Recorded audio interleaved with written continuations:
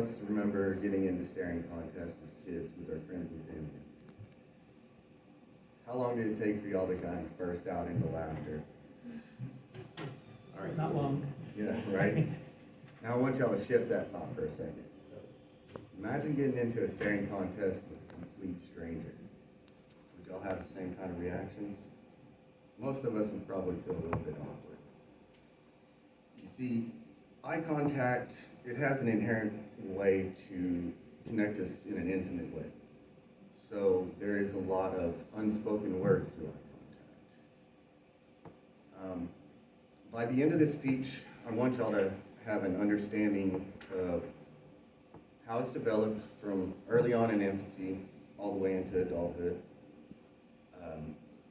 There is rules in how we engage in eye contact, so I want y'all to have an understanding for time limits or even how it might affect you if you can't make eye contact.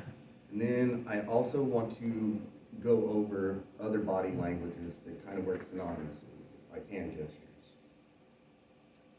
So first, eye contact is kind of that metaphorical doormat to communication's door. Once you grab that person's eye contact, they're ready to receive, or you might be ready to receive, so you've kind of created this connection, so you have somebody's attention. In a study by Merriam-Weaver, over the neural affective response among adolescents, they found that when a child is born, the first communication tool there is eye contact. You have cries and stuff like that, but that is just a need. That's just a necessary means. But when you look at a child's eyes, they can tell you if they're feeling lethargic, if they're happy. A lot of that stuff comes with body languages as well. But first tool is eye contact. We know in later years when it develops into adolescence, as they learn to speak, they're learning also social cues through eye contact. So they know they got their mother's attention, or they know that they're talking to a stranger and stuff like that. So they're actually kind of evolving. And we know that as we get older, the more we interact with strangers, the more kind of awkward we feel about how we presented ourselves to people. So eye contact, in essence, is a means of confidence. And that actually brings me back to my second point with this. When you're regulating the amount of time that you're engaging in eye contact, you're actually giving an effect of what your intent is. There's a lot of studies out there, there's a lot of specialists out there that say there's this sort of rhythm in engagement. So as you're talking to people and you're making this eye contact, they also say that too much eye contact can leave people in awkwardness. But they also say, however, that it displays a sense of dominance and credibility.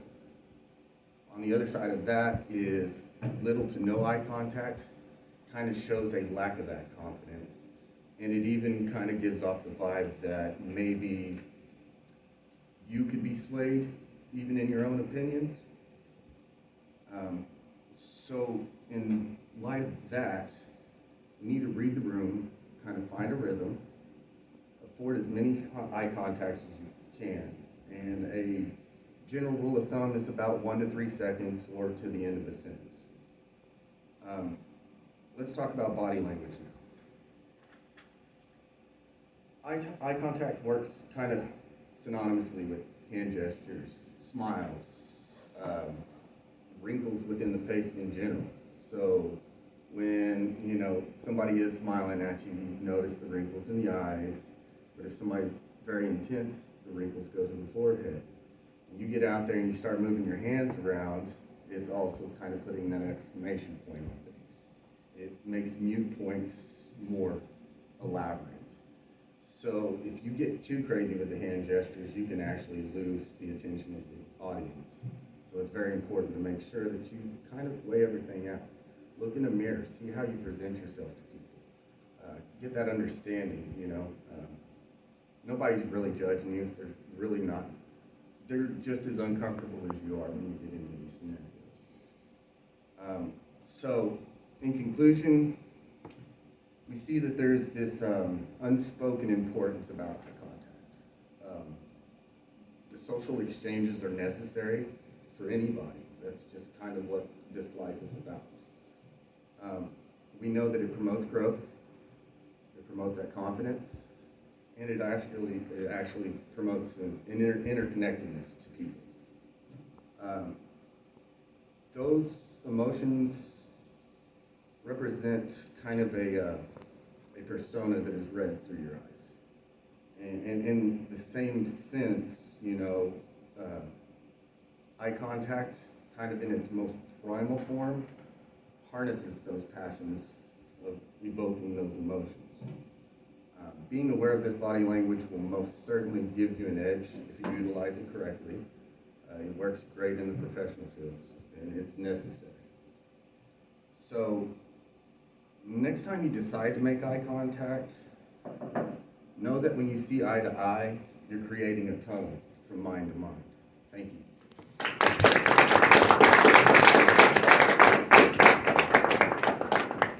Hey, let's have a question or two.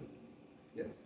Good speech. I was wondering, can not wanting to look at somebody directly, could that be a sign of I don't want to say lying, but loss of understanding or just a fear? Is that normal?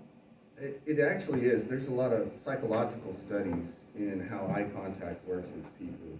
And when you are trying to convey messages and stuff like that, when you look away, you're actually kind of looking for an answer, or you may actually be trying to avoid answering, but it can be read both ways.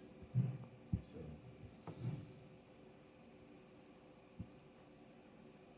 Anybody else? I hope this is not too personal of a question, but your kids, any observations in terms of how their eye contact is? Well, and that's kind of the beauty of personality growing and developing, because you do have kids that will, as they grow older, become a little bit more shy, but then you get the kids that just become that much more extroverted. It's like they want to talk to anybody and everybody. Somebody looks at them, hey, okay, you're my best friend, So, for me, I think a lot of, with our children, the eye contact kind of promoted that there's a safe environment. So to read a room is kind of a very good tool to have whenever with eye contact and stuff like that. So my kids are very aware of understanding, intent without words. When they look at people, they kind of get either a comfortable feeling with them or an uncomfortable feeling, and they'll tell us, hey, I don't know about that. Okay. What are the ages, by the way? Right now, from 11 to 20. Okay. So, yeah, it's been fun. 5 of them. It was 6 at one point, but that was our nephew. He was taking care of him for a few years. Anything else? All right. Thanks.